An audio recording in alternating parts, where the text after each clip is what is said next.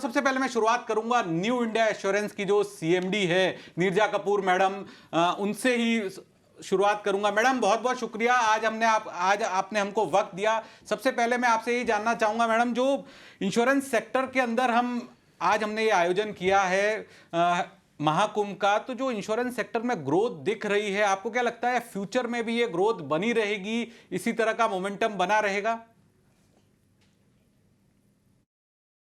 भारत के insurance sector में अभी हम देख रहे हैं कि पिछले 4-5 सालों से CAGR है, जो कंपाउंड एवरेज ग्रोथ रेट है, 15 से 17% का चल रहा है। तो अभी हाल ही में इस फाइनेंशियल ईयर की जो कंप्लीशन है, इट इज एक्सपेक्टेड कि सारी जनरल इंश्योरेंस कंपनीज का जो कंबाइंड फिगर होगा, premium figure, it would have crossed 3 lakh crore, that's about $35 billion.